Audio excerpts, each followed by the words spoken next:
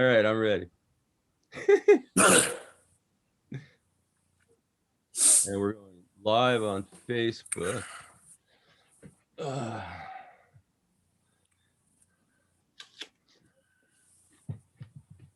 Very healthy of you there, an apple there, Mike.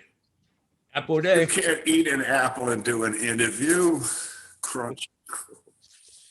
Such an amateur, Mike. I need quiet apples. Is that what you're saying?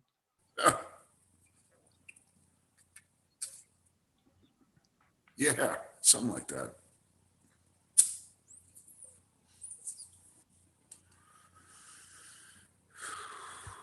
So Sean, while he's messing around, what we like to do is try and shoot for around an hour. It doesn't have to be, it can be 10 minutes if that's what fits you.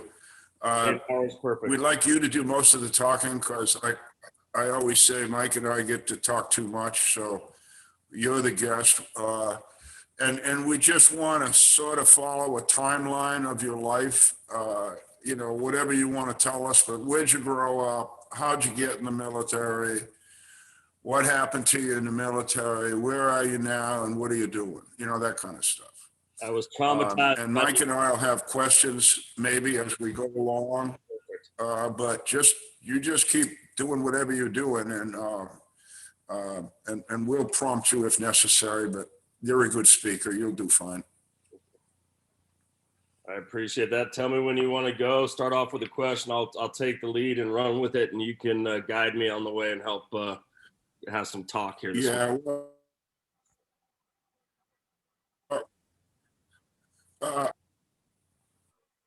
We're live on Facebook.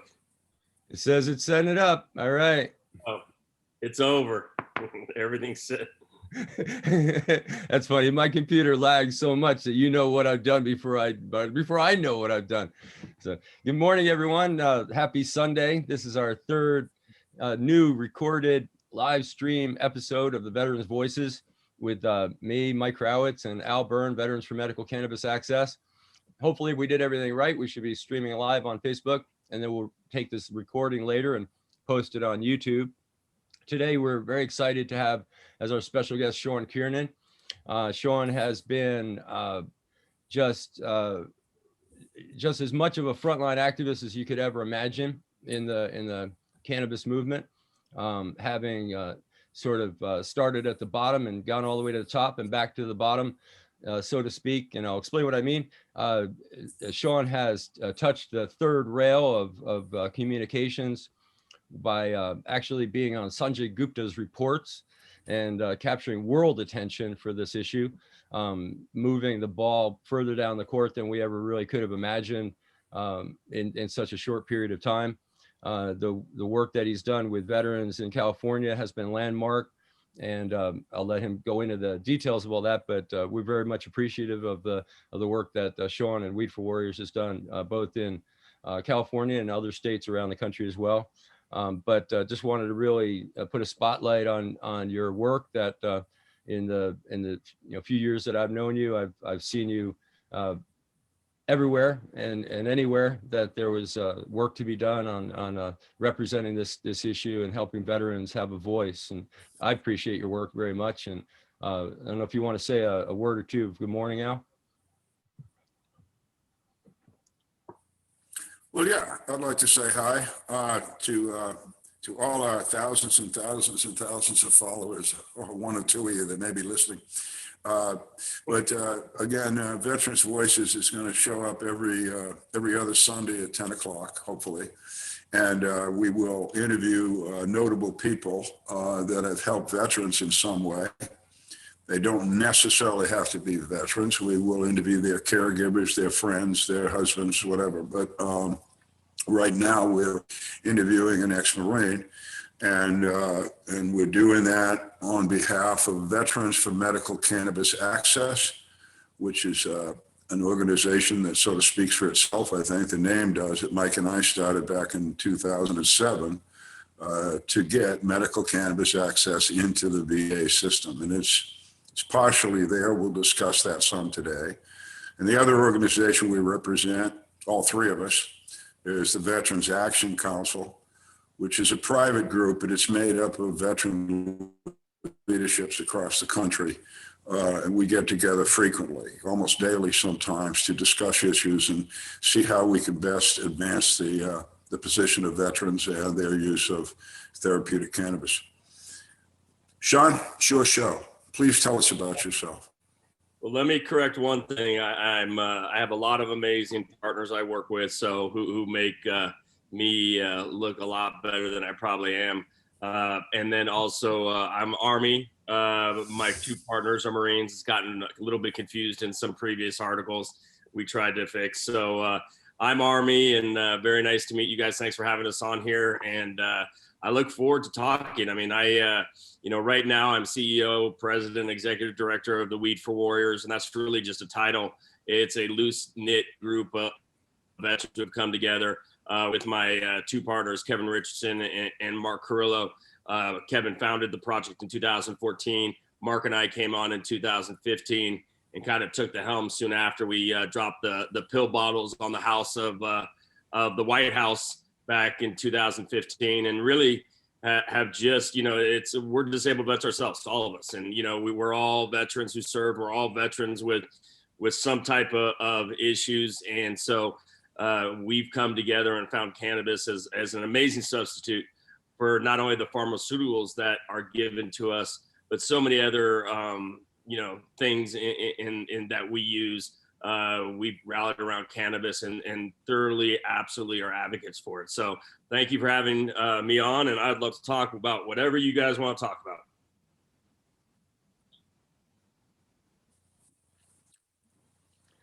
Well, that's great, man. Sean, I'd like to know where you're from, where you grew up, and just a general background of how did you get in the Army. We're sorry that's been confused for you. Don't worry.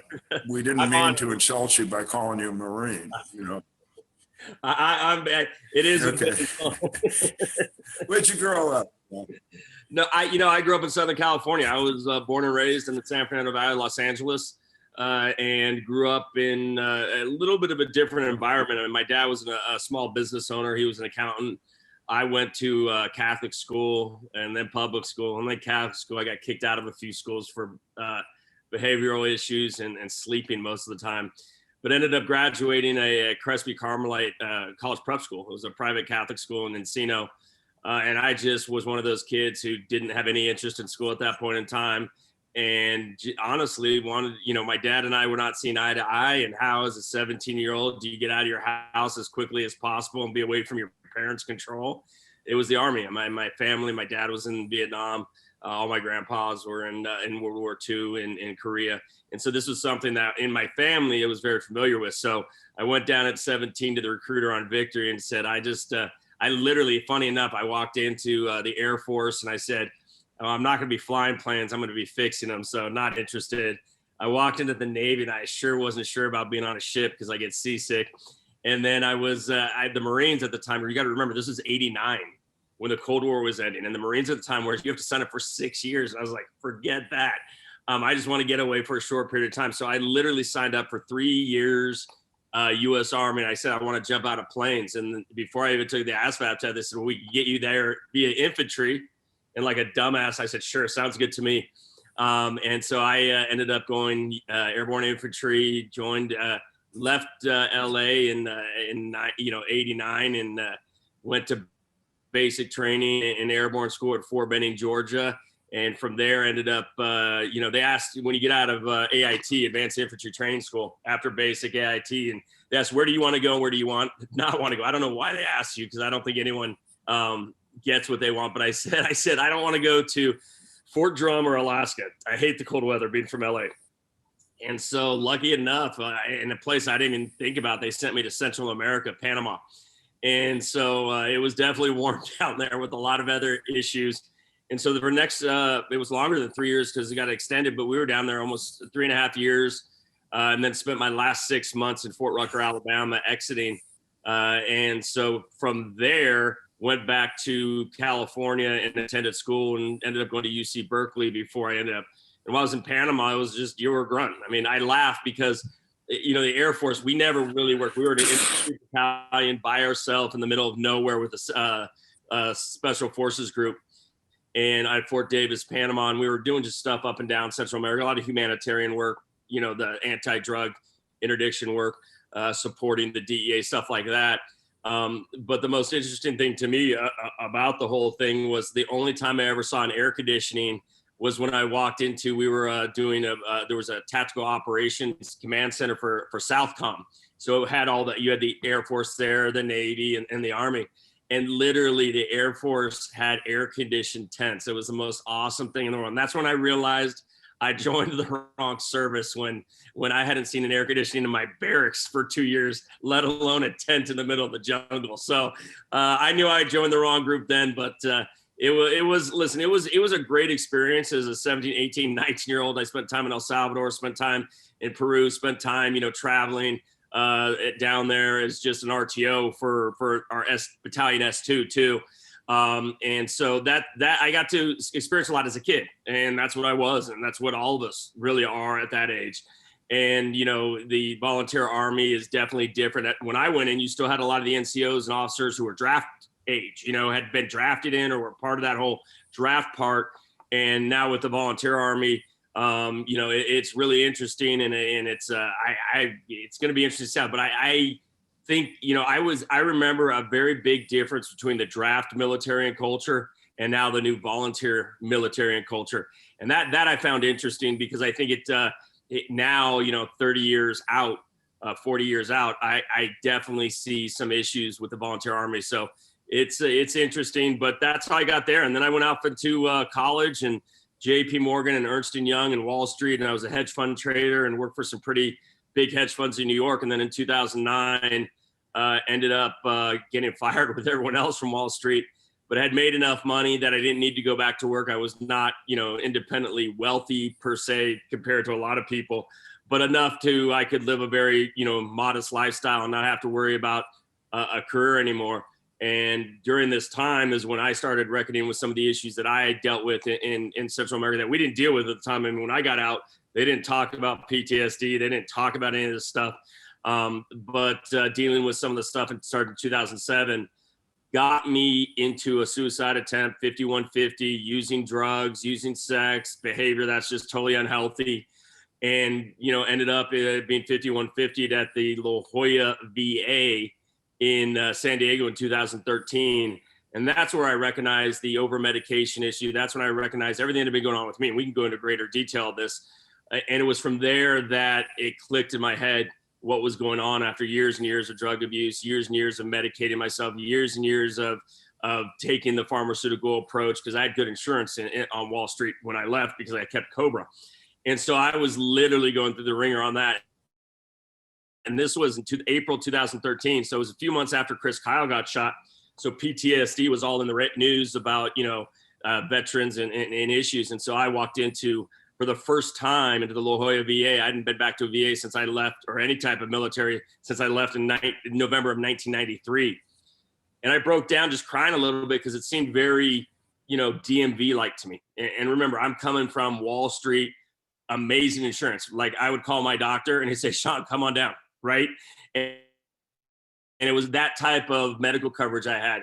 And I lost my health care in 2011 after my suicide attempt because Blue Cross Blue Shield dropped me. And when they said, you moved to a new state, so you have to apply for new health care insurance. So when I did, they denied me for a pre-existing condition. So I became a cash payer. So that's how I ended up at the VA, because my dad, who's an accountant, was a Vietnam vet, sat there and basically said, you're spending a lot of money, get to the VA, they'll take care of some of the stuff. So to satisfy him, I said, sure, Dad, I'll go. And that experience got me locked up because after I started crying, they not crying, tearing, and I was in the waiting room just to get an ID card. That's the only reason I was there, to get an ID card. And I literally went, they said, well, come back and talk to us. So we went back in the emergency room, and very nicely they said, can we take your blood? And of course, I'm totally oblivious about why, what, because I'm used to a medical relationship that I can talk and say anything to my doctor or healthcare provider. It's not used against me. In fact, they protect me, right? And I must be talking to some 29-year-old, I think resident from UC San Diego who probably has, a mild, deep understanding of medicine, because that's what they've been doing, but probably not much else she's been doing for, the 28 years she's been alive, but studying and working hard at what she does. And my blood test came back, and I literally peed hot for every drug they test for, and then some. And she asked, like, well, what's going on? I said, what do you mean what's going on? Like, I think my life's fine. I have, I'm living in Rancho Santa Fe, which is a nice area up on the hills in San Diego, and 3 acres. And at this point in time, I'm starting, I'm growing and doing a lot of psychedelics and staying out of trouble because I have money. To be very real with you, money is an amazing lubricant in society to stay out of trouble. And so it was through that period, but I wasn't healthy and I wasn't doing things correct. And I was being very self-destructive. And so I can't blame them. But, at that point in time, I was like, I'm not staying here. And she goes, well, how would you like to stay for, after I go through, my behavior beyond drugs, just how would you like to stay for observation? And again, this is all new to me. I said, why the hell would I want to do that? And she goes, because voluntary observation is better than involuntary observation. And again, I've never heard of 50. I don't know what she's talking about. I said, I call my wife. I can't get through on Verizon because it was deep inside the VA. And I said, well, thank you, but no thank you. And I literally started to walk out. And it was at that time, I'm walking and I see the vets in the hallway and they're like, literally hear someone say, run, Forrest, run. And I'm like, what the hell? And people are starting to clap and say, run. And I turn around and there's a whole line of, a couple nurses, a wheelchair, and a couple VA police. And I'm like, are you serious? And you have to remember, I live in Rancho Santa Fe. I have money. I have like 6 doctors I see, every other week, private doctors. I'm like, what the hell is going on here? And it was literally, I said, well, I can't fight this. So for the next 72 hours, I'm upstairs in the VA. And it was there that I met many people. Some are still part of the Weed for Warriors today. People who were going through what I had been going through, and seeing it directly into others let me see it in myself. And it was that experience that really turned it for me. And when I got out, my uncle worked at the University of Arizona. And my aunt, who's one of these goody two-shoes who gets involved in everything she shouldn't get involved in, thank God. And she basically reached out to Sue Sisley. And that's how I got together with Sue, because I had come out and I talked about my experience and my family knew about what was going on. And she put us in touch. And it was at that point in time, Sue and I had a conversation. I was like, this is what happened. And you both know Sue. It was very much an easy conversation. And it really led to me getting involved in a way that I think wasn't intended, nor do I feel like I'm doing anything special other than just walking down a road. I think I'm privileged because I've had the ability to do this, right? Not have to worry about putting food on the table and all that stuff of my family. So it's really just been my kind of windmill, Don Quixote windmills that, keep on fighting for what I see. And that is, I think there's a tremendous issue with us veterans on survivor's guilt. When we lost family and friends or when I say family, the family we had in the military, and we get back, at least for me, I can speak for myself. That was the biggest thing shedding. We lost a few people and one of them sticks in my memory, Zach Hernandez. He was an E4 corporal at the time, posthumously promoted, but he was ambushed and he was shot 24 to 27 times, depending, with an AK-47 when Bush Sr. came down to do his victory lap in June of '92. And it was at that point in time that we came back. We were in the jungle. We came back for security detail with Bush's thing. We were happy coming out of the jungle, liberal, Democrat, conservative. You didn't care. You had not taken a shower for 45 days. You were coming back in to take a shower, get a warm meal. It was like, we love Bush, right? And it was, he came back and one of the Marxist politician's son ends up shooting Zach on an ambush to protest the visit. And it was a mess the next couple of days. There was riots, there was tear gas that actually got blown back on President Bush. We had to evacuate him to one of the bases. And that was something at the point in time that I compartmentalized. And I compartmentalized it in a way that is not healthy, but that's what we did. And it literally was buried, and I got out of the military and I was running. And I was running at that point in time. I said, I got to go to college. I got to get a job. Money's all that matters. I saw it firsthand down there. And that's how I coped with it. Hide it, lock it, put it in a box. And it wasn't until 2007 when my boss at the time, Bruce Kovner, who was one of the biggest and most successful hedge fund managers in the country, I was on Park Avenue, and I got invited upstairs and literally wanted to ask me about this incident.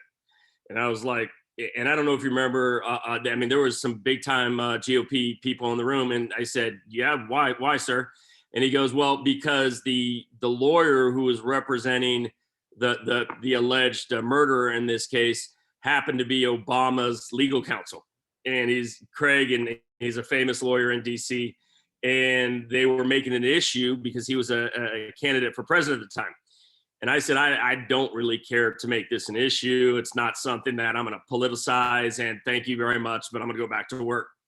And his best friend was Dick Cheney, Bruce. So he's involved politically on the right side. He's the anti-Soros, effectively. That's what they call him. He's super secretive, but is as politically involved as Soros, but you don't hear about him. And so what ends up happening is this brings back that compartmentalized, box that I locked away, didn't unlock, didn't deal with. And so literally I'm like, fuck, what's going on with that? So I go back and start looking into it and researching and start discovering. A lot of stuff had come out since I had left that I hadn't looked into, that I had never looked into. And it started to paint a very obvious picture for someone who understood back then as a fly on the wall in Southcom in 89 through 93. And you can imagine that, when I was first year, 2 years, I was there as a saw gunner, M249 saw gunner. And then we won some physical competitions, swim across the canal. I came in I think it was fourth. And so literally they took the top 8 guys and they made it the battalion commanders, RTO, the S1's RTO, the S2's RTO. And that basically means you walked around, and the S2, for people who don't know, is the intel. So as a fly on the wall, and then, 20 plus years later, I'm a fly on the wall on Wall Street at one of the biggest hedge funds and you got to remember, this guy is my boss is the chairman of the AEI, American Enterprise Institute, was one of the big, the Pearl, all the people leading up to the invasion in Iraq who were advocating for it. So we saw just a constant parade of these people talking about what was going on. And I remember looking at my boss, my other partner, but he was my boss, Ross, who worked for the CIA. And it was like, these guys are fucking out of their minds and how they think. And literally we didn't agree with them. But, again, I'm there for a job. And literally over the next couple of years, you see this pan out. And then with the Zach issue, and then where really, and I started to medicate my wife in 2000 at this time, a little bit later in 2007, I was getting angry. And now I'm a hedge fund manager managing hundreds of millions of dollars on Wall Street. How much of it is just stress? How much not knowing what it is? I'm not even thinking about it, right? And so I put a hole in the wall, just straight up. I was the dad who didn't cuss in front of my kids. I was the dad who did everything right, and what you're supposed to do. And I put a hole in the wall, and my wife was like, "Whoa, this is unacceptable. You need to see a doctor." So the wonderful thing about being on Wall Street with money is seeing a doctor is not an issue. So she ends up setting up in 2007 a meeting for a pharmacologist, the psychiatrist who only deal with pills, right? That's their expertise. And she was from Harvard. And so this was a great doctor, and she was in Darien, Connecticut. So wealthy area. So this is a doctor who's going to help you. So literally I walk in, take one of those 20-minute 3-page tests. Are you ever angry? Sometimes, all the time. Just literally you go through this test. Okay, I could answer 4 different ways on every question. And depending what kind of mood I'm in, I may be more exaggerated, less, it's just, to me, that was my introduction to how we gather data. And to me, it just seems like not maybe the most accurate way to gather data, but hey. So literally she doesn't talk to me, doesn't ask me about anything that's wrong. And after this test, she asked a few things, and she diagnoses me with bipolar. And she diagnoses me with she tells my wife, potential other multiple personality issues, right? And remember, I'm going 100 miles an hour. At this point in time, I'm starting to do, I'm up at 3, I'm in bed at 11 at night. I'm working constantly, worried about what Japan's doing. I probably talk 1 million miles a minute. I'm on Wall Street as a trader. So she takes that as bipolar mania, which definitely, exists. And well, here's a cocktail. It starts with lithium, and here's an antidepressant, and here's this. And again, thinking this is what you're supposed to do, I started to take it. And then the next year it was a roller coaster, and now I'm a different person.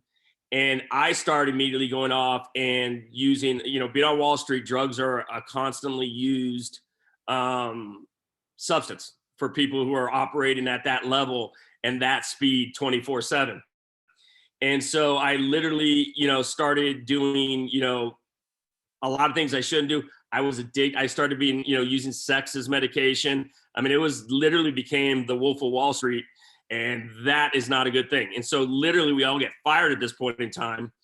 And in 2009, we get fired, and I'm, still, now I'm doing drugs. Now I'm doing sex every other day. And you have a bunch of traders with a lot of cash who are now all unemployed. And so what do? We end up renting like the top of the Gansevoort and Standard Hotel and party 24/7 for months and months and months and months and months, and literally blowing up bill. We were the happening party. It was, you would walk in, there was drugs, there was alcohol, there was sex, there was everything. And that was, when at that point in time, I'm full blown out of control. And to be honest, I had a death wish. I didn't want to live anymore. I was reckless. I was taking risks that were way beyond, appropriate. And it was, obviously you can understand, my family, my wife, my marriage was disintegrating, and this was not a good situation. And so we end up moving at this point in time. Finally, my wife and I decided to move back to San Diego. I think my wife felt getting me out of New York in that situation was a helpful thing. And I got to San Diego and continued it. Because really I got a hotel in downtown San Diego and was partying, was thing. And at this point in time, it's only amazing my wife hasn't left me, right? You're just like, why is my wife still with me? And I was probably trying to push her away. I was trying to pushing everyone away. That's the honest truth. And it was from there that I ended up in a friend of mine calls me, and this was like 2011, 2000. And he says, Sean, and he works in the State Department, and he was embassy security. He was from my high school at Crespi, and he was a Marine officer, and his brother was an officer. And he said, I can't tell you much, but and at this point in time, I started using Facebook as my kind of journal, without regard to who's listening, not understanding how amplified it is. And so much of the commentary I was making, that people were like, holy shit, he said that. Again, that was my world. I'm just typing on my Facebook page. But he says, you might want to go look at a website that is kind of like Wikipedia without the pedia part. And I said, what the hell are you talking about? And finally, about a few hours later, I go WikiLeaks, because it was in the news at the time, and I look it up. And literally, I type in Zach, Hernandez Laporte, and boom, like 800 pages, 900 pages, starts fucking file after file after file after file. And literally, I start reading this shit. And the one line, and I'll paraphrase, I'll probably kill it, is there was a Chamber of Commerce meeting down in Central America. And at this point in time, Zach's murderer, Pedzon, he had gone from murdered Zach, ambushed Zach, ran to Cuba to hide from extradition for a couple years, came back in 94, and basically ran for political office as basically one of their Congress people in their parliament. Not, they don't call them, but they're parliamentary persons. And he won. That prevents him from being extradited, being a Panamanian political official. And literally from there, he goes on. Clinton decides to let him, be in a court case down there. They find him not guilty. We have tapes of it being a total sham trial. And the big key here is what people need to understand is Bush Jr., the son of Bush Sr., who got Zach shot coming down, negotiates the TPP, Trade Promotion Authority, which in common words is the free trade agreement for Panama. And literally corporate America was taking over Panamanian bases like Howard Air Force Base, like John Deere was taking over these bases and turning them into manufacturing centers that they could ship then product back to the U.S. tax-free, because these were free trade agreement, free trade zones. And so literally what happened, because this murder was in Parliament, Congress wouldn't approve the free trade agreement. So you have billions and billions and billions and billions and billions of dollars riding on the free trade agreement that's now delayed year after year after year after year. Okay. And what happens is there's a point when the Chamber of Commerce tells the ambassador, and the ambassador says, quotes this, he goes, if this Zach Hernandez issue gets out, of Lou Dobbs puts this Zach Hernandez issue out on CNN, at the time he worked for CNN, the TPP isn't just dead, it's 6 feet under, meaning it's never getting approved. So the question is, what is the story that they're trying to keep from getting out? And you have to remember, the same State Department person said, you'll never get an American media company to put the story on air. That's an exact quote, right? So looking into that, I realized we paid off. So what happens is Obama gets into office, right? The suspect steps down from the Panamanian Parliament in 2009, and the free trade agreement magically gets passed a year and a half, 2 years later. So it was an agreement. He's still down there publicly, a wanted U.S. terrorist. I reached out to his mom when I got back. Just that whole thing with the WikiLeaks set me down the road to my suicide attempt, okay, where I ended up in a hospital and said. But from there, I reached out to Zach's mom, got in touch with her in Puerto Rico, and realized that basically the U.S. government has been lying to the mom the whole time, talking about how they're doing work, trying to find shit out. And when she shared the information that was shared with her, for example, we're transferring this case to a Panamanian lawyer in Panama. But when you go to the address and the law office that they told her they transferred it to, there's no one there. And so this whole reconciliation of, poor versus rich. And remember, I was literally a private, in the jungles, now to being in the boardroom at one of the most successful hedge funds in the world, seeing the distortion and inequality, seeing the distortion in justice, seeing the distortion in everything in our society that a lot of people realize and they're okay with. Really just blew my mind. And maybe it was my naivety, my veteran naivety of fairness and what our country's supposed to be about.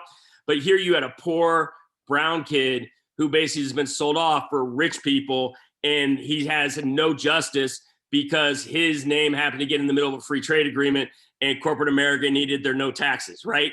And so to me, what Zach's case represents, what it represented for me, was a rejection of everything I believed in, a rejection of everything I thought America stood for. And that's really what set me off. And so when people go that whole privilege, anti-privilege, that's what's basically, I've walked that path, and I've seen how America works behind the scenes, and it's much more transparent now to everyone. It's, in my mind, very ugly. And so that's how I got into cannabis. And it wasn't, with Mike, I met Mike, and we started, helping Sue.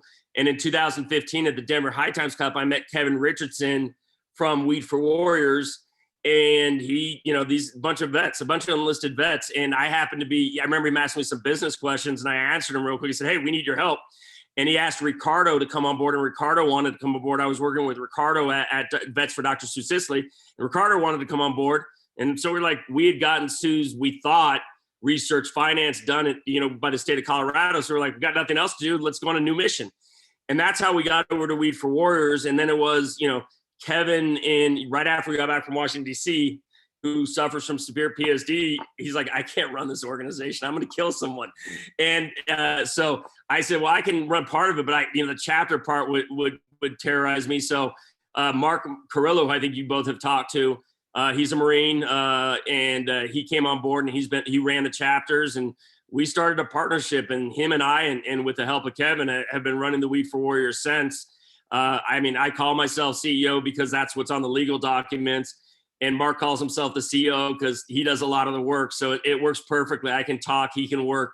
And that's kind of how we, where we've arrived to where we are. And it was by no intent to turn it into anything more than, what are we going to do today? What are we doing tomorrow? Let's try to elevate this and help our brothers and sisters. And that gets back to, it really is about survivor's guilt, about leading. For me, it was about, that was supposed to be me in my mind, not Zach. I was actually tasked to drive Sergeant Marshall back to Fort Davis. I was removed at the last minute. Zach took my place, and he ended up getting, shot.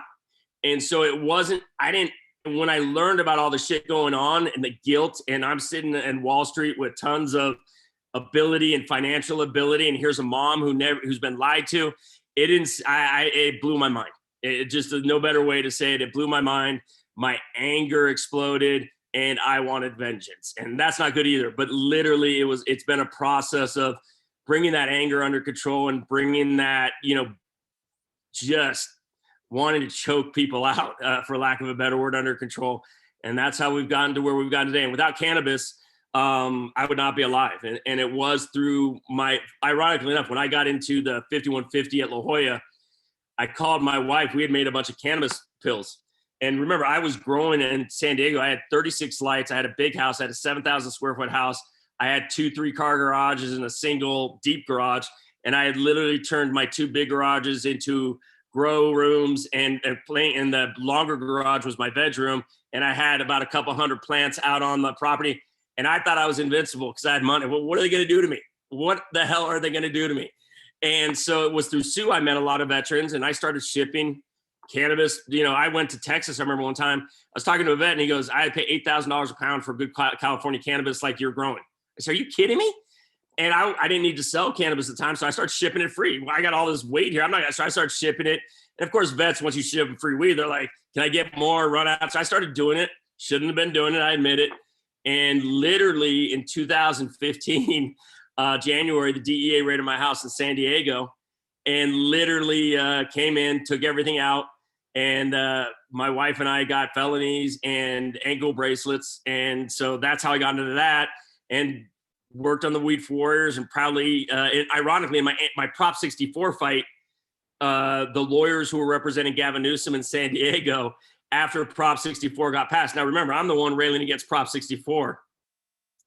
They went and got my felonies reduced to a misdemeanor as part of Prop 64. So the irony of this whole thing is, in one sense, I'm sitting there fighting this fight against 64, and then Gavin Newsom has one of his San Diego lawyers submit my reduction from a felony to misdemeanor, which, by the way, saved my marriage because my wife now, I only got her a misdemeanor. And the whole reason that happened was at the point was like, let's have fun fighting this. And they came to me and said, well, listen, we're going to arrest your wife then too. Because my wife wouldn't cooperate with them. And she's like, for what?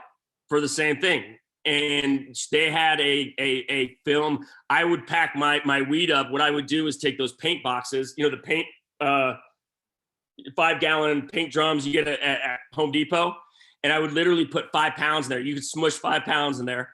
And then I would take a box, and that insulation it's like liquid insulation. You put it in, it flows in and then hardens like foam. I would put like 20 cans, and I would put the box and surround it in foam, and then I FedEx the damn things out. And so they have a picture of Chrissy at FedEx because she picked one up to mail it because we mailed a lot of stuff. So they said, well, we're going to arrest her too, and you're going to serve your up to 4 years together. And at this time, we have 4 kids. And my wife looked at me and said, no, we're not. You're going to accept this, and we're going to move on. And I'm going to do my 60-day ankle bracelet. She's going to do, I'm going to do my 120-day ankle bracelets, and we're going to move on. So that was a family decision. And that's how our justice system works, right?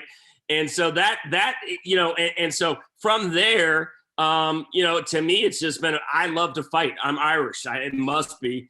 And to me, it's just about, speaking up for what we see. And our chapter footprint we had, and we still have, enables us to see what's really going on the front lines and really going on in these families and communities. And it's not pretty. And too often what we have here, especially in California, but I think it's everywhere, is, California has a great disparity in wealth. We have some of the wealthiest people in the world live here. And this government in California works really well for them. But what it doesn't work well for is the average Californian. And I think that's true for America. And so to us, it really becomes not only about cannabis, but in cannabis, we see an inequity. And that is an inequity between, the enlisted population demographic, which are poor, white, brown, and Black people, and really the elite, which is, one small demographic and how they're treated. And I've seen it firsthand, both being on Wall Street and from healthcare, from the justice system, from how we classify certain, substances, a negative like cannabis that directly relate to the demographics who use them versus, I see the, hedge fund managers sniffing meth and cocaine off their keyboard daily, and no one cares because they're making people hundreds of millions of dollars, right? And so this is now, I have to reconcile all this, right? And so I think part of what I've been doing is just chasing my own healing of reconciling just the total utter bullshit that I've seen and participated in. And that's gotten to where we are today. So I don't know, maybe I've talked a long time here. So ask questions away, but that's what we're doing. So Weed for Warriors today, we're really about access. But as I said, it goes to much more than us, because that access issue deals with inequity, it deals with the justice system, and it deals with how we fix things. Because too often when we fix things for one demographic in this country, we have unintended consequences that people don't want to talk about. And that's what's happened with cannabis legalization. So that's what we're fighting out here now. Well, thanks, Sean. That's quite a story. Wow, you could write a mystery or a real life thing, whatever about that one. But I have several questions. The one that interests me the most that I have to go back to your story about is air-conditioned tents. Right. Michael here is a Air Force veteran, and could you just tell us a little bit more? Did they have floors in them? I mean, were these things? How'd they do that? I'll tell you, we were not allowed in them. So we were on patrol. We were on patrol, and literally, I mean, if you want to see misery, see an infantry platoon come out of walking in the Panamanian jungle for a week or two, because it is the most miserable, inhospitable place in the world in terms of just bugs, heat. I hate to say it, your scrotum's cracking, right? Like, your toes cracking from when you have foot rot, every part and crevice is cracking. You have cuts that are pussing because it is miserable. And so when we walked out and we literally saw a bunch of, at this point, we're calling them pogues, right? We see a bunch of pogues in a tent in air conditioning, not sweating. We're bitter. We're very bitter, which is based on jealousy. And that's why the infantry grunts are so bitter today, is they're just jealous. That's all it is. Is that where the grunt comes from? Right. Well, I got to say, I appreciate your position. A long time ago, I spent 6 weeks in Rodman in the Canal Zone. You probably know where that is. Yeah. Right at the bridge there. And I did not live in the jungle. I lived on the Navy base and on a destroyer, and that's as close as I wanted to get to that jungle. But I never saw so many snakes in my life. And so that would not have been a place I could have operated in. There's the one common thing amongst all of them when we're out in the jungle is, why the hell did we sign up for this? It's not a fun place. And it was snakes. The worst was the killer bees. We would encounter those, and you want to see a bunch of grown adult badasses become girls real quick. And I don't mean that, deny, but they would scream, high pitched voices, get running from these bees. So it was quite the experience. And the most amazing thing I learned was there's a lot of people who actually enjoy that. And so that wasn't me, but we had a few who actually enjoyed it. Okay, another question about the troops you were with in Panama. There's quite a famous cannabis study that was done down there on Army troops back in, gosh, I don't know, the late 20s, early 30s or something. Did you see a lot of cannabis use among your cohorts? And I'll tell you why. We were PED test every week down there. Drugs back in 89, 93 were everywhere. Cocaine, cannabis. I mean, you would walk, we'd be on patrol, and people would flash us kilos of cocaine in Panama City, like just to taunt us, because we weren't going to arrest them. We, as the Army, weren't going to do anything to them. I remember when we were getting in a room at one of the hotels to set some communication equipment up in Panama City. And as we're checking in, a guy in these hotels, the safes were not in your room. They're behind the front desk. And she goes, well, do you have anything for the safe? He goes, yeah. And he picks out 2 kilos of coke, puts it on the counter. She takes it and puts it in the security in the back of the safe. So it was there, but drug use was a zero tolerance policy when I was in the Army, to the point where if you wanted to get out of the Army, and we had a few guys do this, and I want to say, guys, that's all. I never actually served with a female my entire career. I was on a base with all men. I was, when I came back, I was an infantry battalion, never dealt with women. So that's why you use the men.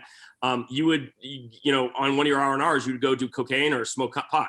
Because when you got caught the next week, within 24 hours, you were leaving for the States. They would discharge you quickly. You were out. And at this point in time, drugs were not something that I was, our drug was alcohol. That's what you look at the pictures of me and even on Facebook in the barracks. I mean, there was piles and piles of, Bud Light and Coors Light cans. And that's what we drank to excess. And so the drugs were less of an issue just because we were tested. But the worst, more dangerous drug, alcohol, was very prevalent. Yeah. So in the Army, when you're on active duty, they made sure you couldn't take any drugs. And then as soon as you got out and you needed help, they gave you all the drugs you could, more than you could handle. Somehow Right. there's a craziness there I never have understood. The other thing I want to go to, because you mentioned me in an indiscreet way, I was a volunteer for the Navy. I served in Vietnam, and I served for 24 years and retired. And I was in the Navy on active duty and had been for 15 years or something when the military became an all-volunteer force. And I was against it, not that my opinion meant anything to anybody. And I'm still kind of against it. I'm not kind of against it, I'm against it. I think that the military should be a mixture of conscripts and volunteers for a variety of reasons. But I think the one thing that maybe it's just me, but when I became part of an all-volunteer force, I felt like a mercenary. When I was serving with young men and women that had either volunteered or been conscripted to come, none of us felt like mercenaries. But all of a sudden we're like a different category. So I'm curious to know, you struck a difference there in your mind between the force I was in and the force you were in. Could you give me the difference? They're two different cultural differences. And I think there's negatives for each one, right? And the negatives for the draft is now we're bringing every mother into foreign policy, and we're bringing privileged kids into foreign policy.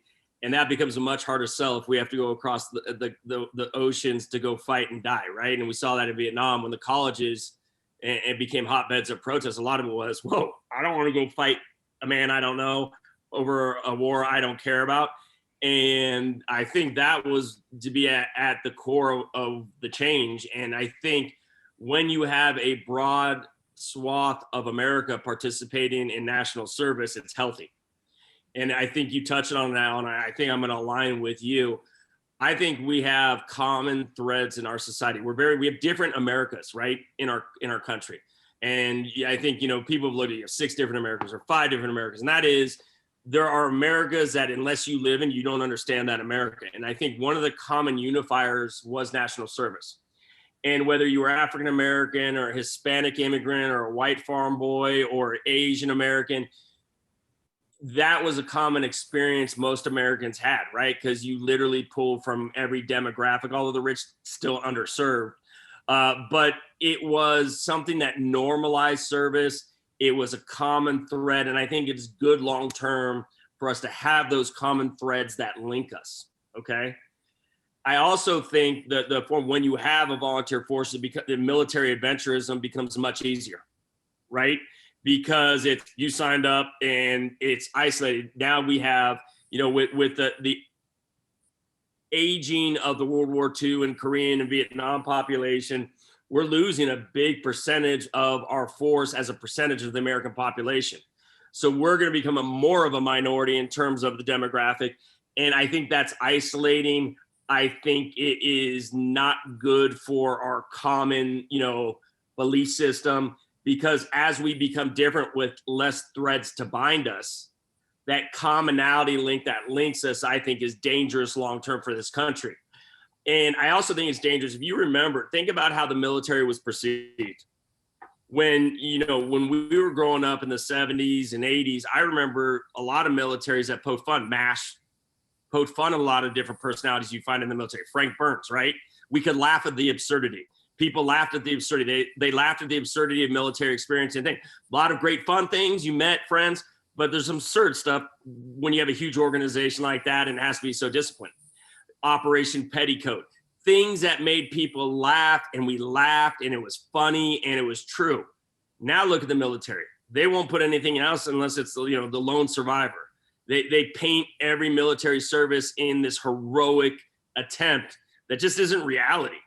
And so I think it's selling bullshit because we're selling service because we have to get people to join. And it's basically a predatory system. Who's joining? It's people from an economic perspective who need that help, right? And so we're really relying on the smaller and smaller groups of demographics to fill the ranks to fight for the freedom we talk about. And the military adventurism is less controlled, and we get these forever wars. I think that's an issue. And one of the things I did see them, and I mean, there were people who volunteered, joined after 9/11 who wanted to for you know, patriotic purposes.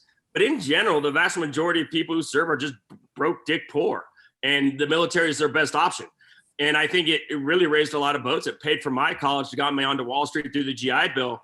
But in terms of fairness, in terms of good public policy, I think the volunteer force, it leaves a lot to be desired, but it's the politically expedient thing to do. And so what we find in this country is the right public policy isn't political expediency. It isn't a political expedient thing to do. And so we get stuck with bad policy. And I think that's what the volunteer force is. I think it's bad policy long-term. Okay, thank you. I agree with you. Let's go to cannabis, please. You kind of skipped a big part of your story. You're on a lot of drugs. You got in a lot of trouble. Your life is going to shit. And then all of a sudden, you found cannabis. Exactly how did you find cannabis? And Mike, you know, please, I know you're out there somewhere if you want to say something. I think, you know, I found cannabis through the use of a lot of other drugs, but what I found it was when I started ISA, this was the key. When I got into the 5150 situation in La Jolla, I asked my wife at the time, I said, Chrissy, and this shows you how crazy I am at this point in time. I said, can you bring, and I forget what I called them because we were on the phone, because at the 50, they let your family come see you like at 7 o'clock at night. They can come in for a half hour or something, talk to you and leave. And she came in and I had her put about 200 THC pills in her bosom. And when she came in, I took it out and I got the whole floor high for the next couple of days. And it was, you know, for those people who want it. And it was that point that converted me, because these guys were I saw firsthand the medicines that had, I mean, Lamictal, let's take Lamictal as an example.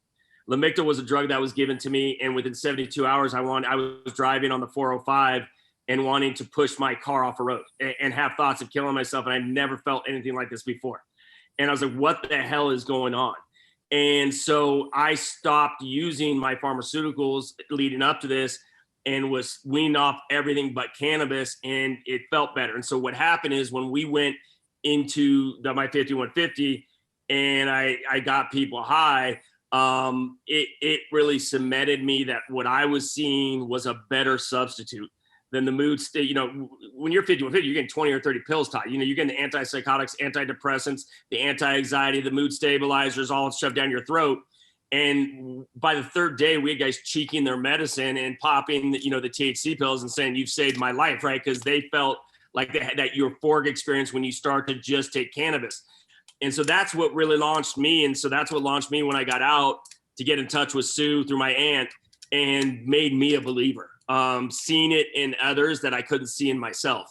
And that was what sold me. And so at that point in time, it was a long road, about a 2-year road through 2015 recovery of not only getting off the rest of the drugs, but solely focusing on cannabis. And it was that journey that sold me. And it mainly came from helping others and seeing how cannabis affected others. I was too blind to my own, you know, reality to, you know, be self-aware in myself to fix it. Al's right. I don't think a book, I think a movie. I think especially when you start bouncing back and forth between Iraq and Panama and getting in the middle of the, you know, international trade agreements and stuff. It's a fascinating story. And it is. I get it. I get what you were saying about, you know, the more that people would point to your privilege, the more that would hurt, the more that would just, you know, just sort of elaborate the injustice. I get it. I do. Yeah, it wasn't even other people, because I mean, I lived a pretty normal life in terms of, I didn't dress in Gucci or drive expensive cars, and I fit in. I think it was more my own, like survivor's guilt, and it really not understanding that. I didn't understand that, and that's what was driving me.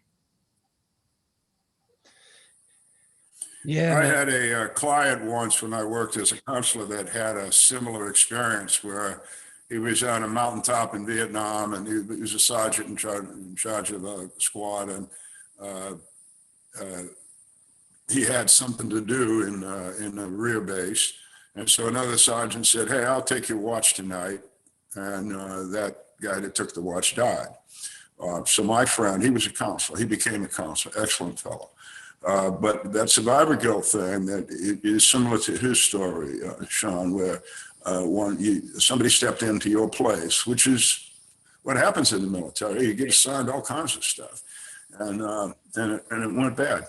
And now that you weren't responsible for that. But there's a lot of guys out there that are thinking thoughts like you had then. And I'm very proud of you for bringing that up. No, I'm very lucky to be alive, and I'm very, very happy now. And I think working what I need to work on is really integrating with others. The We4s, we've been very vocal, as Mike can tell you, and very independent in our fight. But engaging other communities to try to, because one thing out here in California, when they fixed, Prop 215, and we're moved from Prop 250 to Prop 64, is the veteran experience being smaller and smaller every day is really overlooked. And what I mean by that is the access issue is not being taken into account in legalization. And so what we have in California, which is 80% of the market's illicit. And, with Prop 64, you have a lot of unintended consequences. And so what we really need to do is figure out how we can normalize cannabis beyond just, one demographics issue or one, group's issue, and say, we need to normalize cannabis in totality. And I'm not sure the tax and regulate model as being pushed makes a lot of sense for us as veterans. It doesn't. And that's something we got to deal with. So I think the fight is still in front of us. And I think that is where our focus is going to be.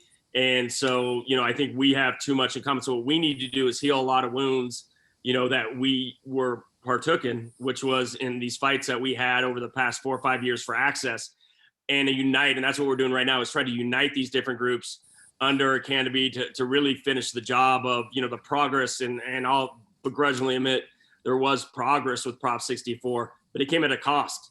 And it's at a cost of access for everybody. And it was at a community that was thriving that's no longer thriving. And that is really, what we did was took cannabis as a community medicine, and we created an oligopoly. And that oligopoly has created a bunch of rich dudes selling overpriced, substandard cannabis in legally licensed shops. That's just simply not affordable to most veterans in terms of who want to medicate daily with it. And so what I would say is, the past is great, but the future is something we've got to figure out. I know Mike's been working at the UN. You guys have been doing a tremendous amount of yeoman work, and we appreciate that out here on the West Coast. And I think we just need to find an answer by which we all can sit down and really focus that the access issue just isn't a veterans issue. But, all you have to do, as Gavin Newsom said, is the measure of legality will be how much of the illicit market it captures. And the fact that we haven't captured any illicit market, in fact, we're booming the illicit market, is an indictment of the progress we believe we've made.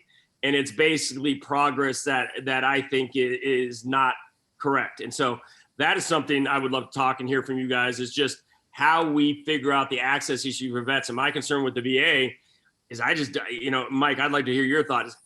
Is the VA a realistic option anytime in the next 6 years or 7 or 8 years for cannabis access? And I would probably start with my thesis is no, but I could be wrong. I'd like to hear your side of that, because the access issue is such an issue right now, especially out here in California, but in Florida, even Al, I'd like to get your view on how realistic it is for these vets who are on disability to go into these legal shops and buy cannabis. I mean, if you're buying $40 before tax for an eighth of cannabis, you're spending, 40% of your disability on legal cannabis. So how do we fix that? And that's, I think, the fight before us. Well, to answer your question, Sean, it's sort of split. There's two different answers to that. One is, kind of the direct answer is no, going through the pharmacy and the pharmaceutical sector to get cannabis drugs approved by the FDA and on the pharmacy shelves in the VA is a long haul. I'm not so sure we're going to get anything in the next few years. But having said that, the other answer is that, and it's what I've been looking at all along over the last 20 years, the Veterans Affairs Department is a U.S. federal government entity, but it has to operate under state rules. And it's always had this 1 foot in the state, 1 foot in the federal, that has been my pry point. And it's what allowed us to get that little bit of guidance, back in 2010, where they let their hair down for a minute and actually even acknowledge that cannabis was a medicine vicariously, even while still prohibited from doing so by federal law. Again, only because of that pry point of them being sort of 1 foot in the state, 1 foot in the federal government. And I think that, they have obligation under federal law, under a whole bunch of different laws, actually, and rules and regulations. They have the responsibility to see to our overall medical care in a way that's, fit in purpose and in keeping with medical standards of care that be delivered to anyone through a medical setting. And that's sort of a place where, they're getting, every day that we get further down this road, where especially other countries, like, we've been looking a lot at Canada, and the fact that up in Canada, the veterans and the military, police, former police are all sort of in the same pool up there, and they get their cannabis through a program, federal government program, through the mail, through FedEx. Right? Awesome. Yeah. So the VA very well might be a pry point where we access cannabis in that kind of way, where we get, we've had several vets talk about the idea of a voucher where, the VA gives a veteran sort of like an off-site choice program kind of voucher to go out and seek care out in the community, get access to cannabis in the community, but also direct access to federally approved cannabis from other countries. Just because we don't have federally approved medicinal cannabis here in the US doesn't mean we can't access federally approved medicinal cannabis from Canada or Israel or Netherlands, or gosh, there's enough now. You can actually have a reasonable choice, a reasonable set of choices to actually pick something good. Are they going to offer us that choice without FDA double-blind studies? No, like I said, there's almost a wall between those two choices. I mean, on one side, the lock to the back of the pharmacy is pretty tight, and that's what I described at first. But the lock to the front door and to the director's office and to the general, to general counsel's office and the chief of staff's office. In fact, every other office door in the entire building but the pharmacy is open to us with our pry bar of politics. And I think that's, kind of where we're at. But I want to bounce back to you just really briefly, if you could, just to help me and Al and everybody. I'm sort of trying to picture a couple of things about Weed for Warriors. One, sort of the national scope, the scope of the organization in terms, because I know there's active chapters all over the place, all over the country. But I'm wondering, what sort of national, do you have a national platform that you're working on? And if you could really just basics, like the basic mission of Weed for Warriors, what it is that people would want to know in a, elevator speech. Right. I mean, the Weed for Warriors started out as a grassroots organization when literally Kevin started in 2014, the end of 2014, popped up in San Jose. The great thing under Prop 215 was you had to be a grower, you had to grow for patients. And nobody loved bringing patients into a courthouse of veterans to say, this is who I was growing for, than more than growers in California. So we naturally blew up because as soon as we opened a chapter anywhere, we literally would have growers show up at the first meeting with a half pound of weed. This guy over here with some RSO and saying, I'm donating to you guys and ladies. I I have just one request. Do you guys have scripts? Yeah, we have scripts. Perfect. If I get arrested, will you come say I'm growing for you? If you donate the weed to us, yes, we'll say that. And literally, I think we walked into 2 courthouses with like 50 vets the first time. Never had to walk in again because the judges said, get the shit out of here, right? And that's what was going under Prop 215. It was harassment. It was just the 215 said you can't infringe, and the police and local control still arrested people, and you had to go through getting it kicked out, or in my case, if you were doing something more, you would get convicted. But in that sense, when we're looking at it, that's how we started. And with Prop 64, that ended that kind of natural need, but we maintain the chapters, and we do have chapters from East Coast to West Coast. But with the tax and regulate, it really is taking that cannabis that is widely available and moving it to the access to the illicit market throughout the country. And so what we've decided is, do we want to maintain ourselves in the illicit market, or are we going to continue to fight for something else? And so I think the decision we've made is to say, listen, we're in a unique situation with our footprint. We're mainly in California. We're focused in California and the West Coast, right? And we give a lot of autonomy to our chapters. And so they're able to, like in Florida, people like, Jimmy and Brandon and people like Kelly and Devin throughout the state have been able to get involved out there, but that's their kind of AO. We don't get involved in it.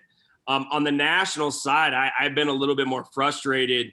And while we've been involved, it's been tertiarily, to be honest with you, because I made a decision early on that, one, there's people working on the national issue.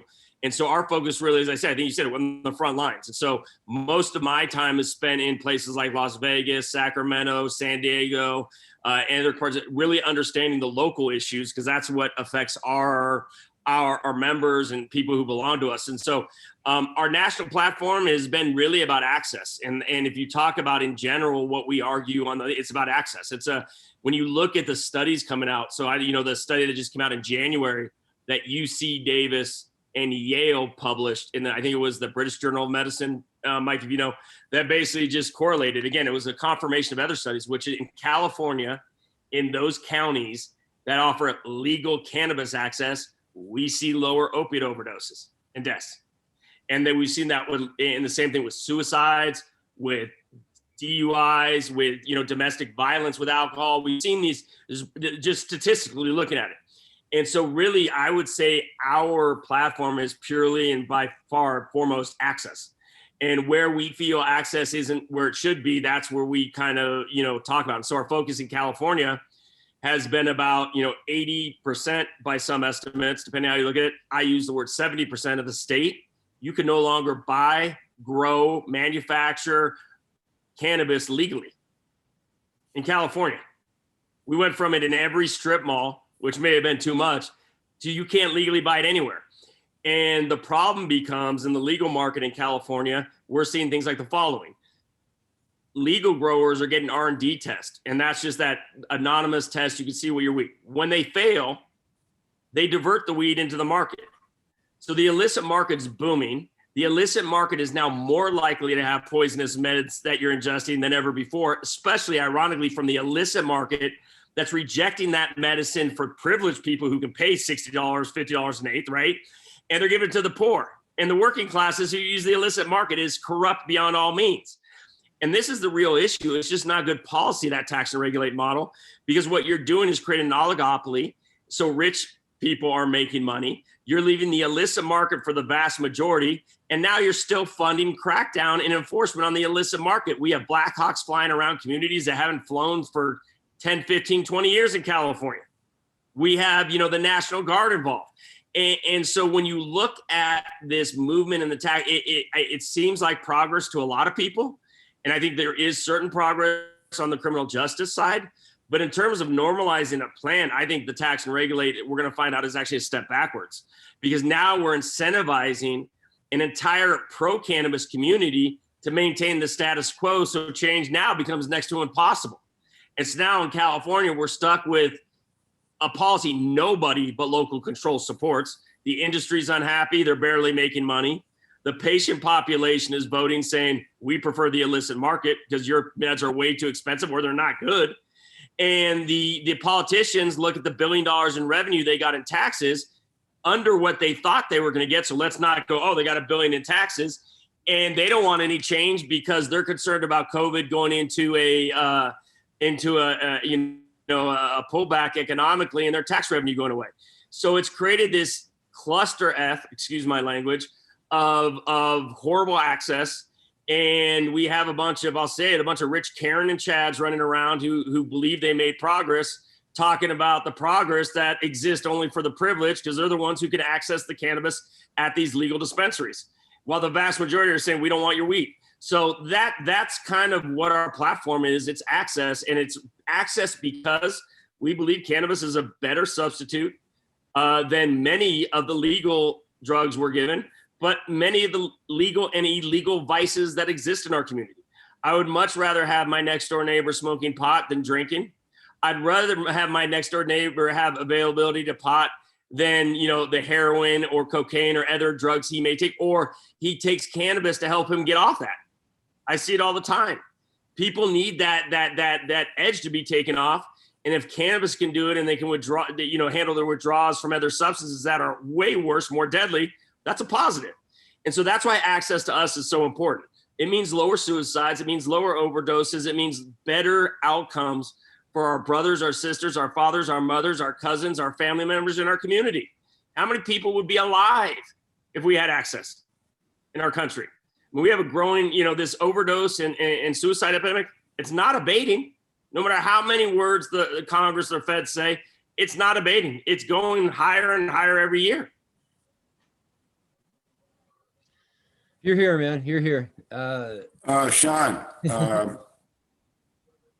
yeah, your story is remarkable. So is your success.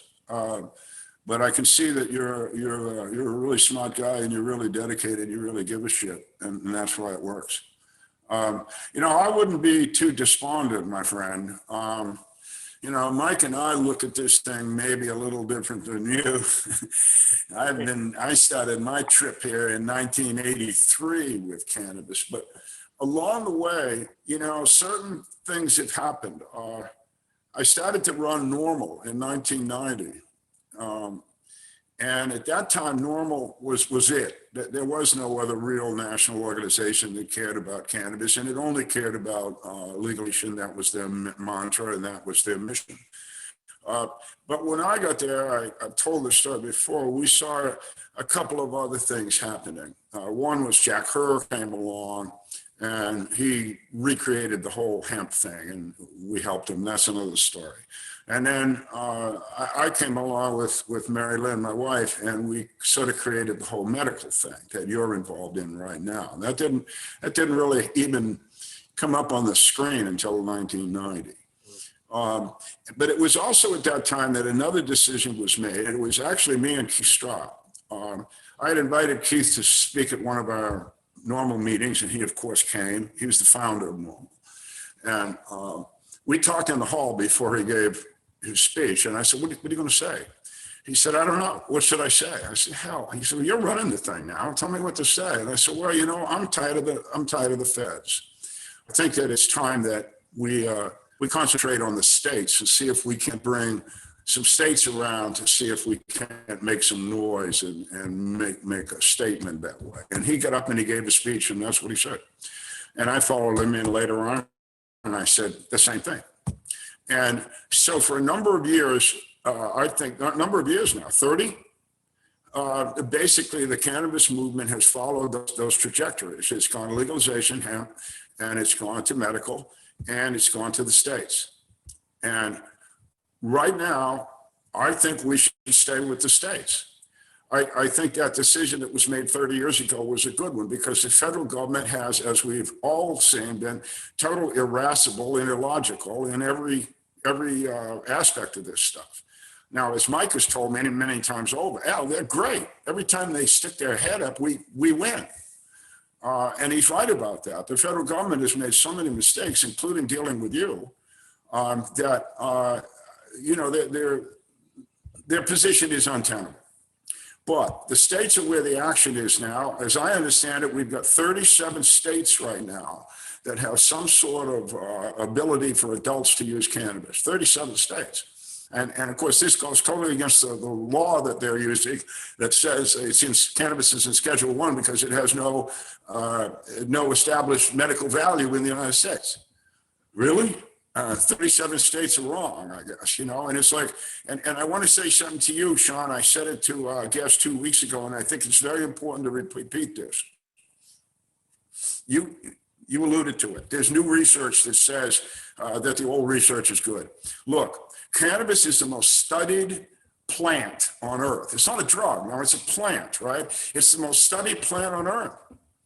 And while the United States continues to look only at the United States for its wisdom, there's a whole bunch of other countries out there with a lot of smart people in them. And 27 of those countries have put cannabis in their pharmacopoeia. So when everybody, and Mike knows this better than anybody with his work at the WHO and the United Nations and all that stuff, they know it too. The problem we have is we have the problem that Sean is dealing with, where you've got these politicians who refuse to look beyond their own political needs, their own financial needs, whatever it is. So to answer what you asked me earlier, Sean, I would say that you're on the right track, that you and your guys that you work with in other states should push hard in those states, push hard for whatever needs to happen next. Legalization, grow your own, leave us alone, better quality, no taxes, all of that stuff needs to be addressed, especially for our veterans, because I'll repeat to everybody every week on this show that I can talk to. There are veterans in California that can use cannabis if they can get it, and they can go into the VA and they can be treated like veterans, and the cannabis is made as part of their medical protocol. Yeah, the VA doesn't give it to them. The VA docs can't say, go get it, but when they get it, they're okay. And nobody ever loses any benefits. I must repeat that. But then if you're in Kansas, or you're in Idaho, and you're a veteran, and you, like Sean has, you found out that you can use cannabis and drop all this other garbage, and you do so. And then you go to the VA, they won't even talk to you. They say, you have to leave now, sir. You have to get off the grounds and come back when you don't have any cannabis in your blood system, and then we'll talk to you. So, I say it again, I say it over and over again. I want somebody to understand. This is wounded veterans trying to be treated by the Veterans Administration, which is sworn to treat wounded veterans, and they can't do it because the federal government says they live in the wrong place. Medical treatment by geography, by zip code, by grid coordinate, whatever you want to think about is stupid. We're not trying to lob mortars into grid coordinates here. We're trying to save the people in the grid coordinates from being mortared. And I don't understand the federal government. I don't understand the president. I don't understand any of them. I think they're all scumbags. We have served different places, different times, doesn't matter. We served. And we say to you, we want our brothers and sisters that live in Kansas to be equally treated to their brothers and sisters that live in Massachusetts. That's all we're saying. Make it happen for us. Why does Sean have to go out and bust his ass with all his buddies all the time to say this over and over and over again? Just make it happen. A stroke of the pen.